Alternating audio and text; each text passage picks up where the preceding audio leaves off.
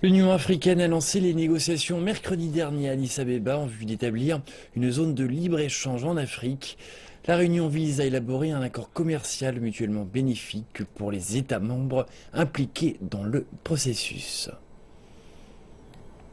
Cet accord repose sur l'intégration des marchés africains, mais aussi la stimulation d'au moins 15 à 30% des échanges au sein de la région au cours de la prochaine décennie.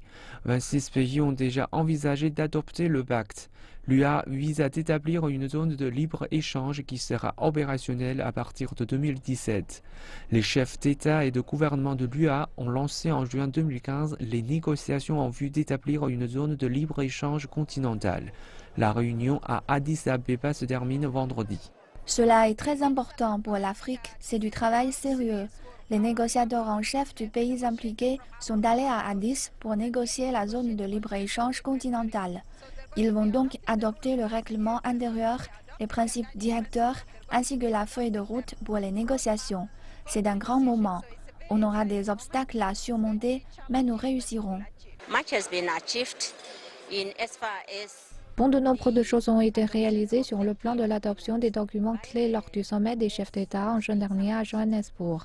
Et donc cette semaine à Addis, nous nous rencontrons pour une première session du forum de négociation de la zone et mettre en œuvre le programme qui s'est terminé par l'adoption de ces documents.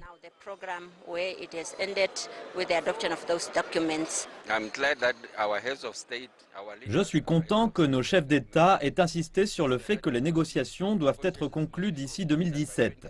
Ils ne voulaient pas prolonger les discussions au-delà de cette date. Nous devons nous diriger vers cette Afrique de libre-échange. Nous devons utiliser l'union douanière pour faciliter les échanges. Nous avons besoin d'un marché commun et de rejoindre une communauté économique. Cela est notre objectif. Nous devons donc atteindre ce stade le plus vite possible.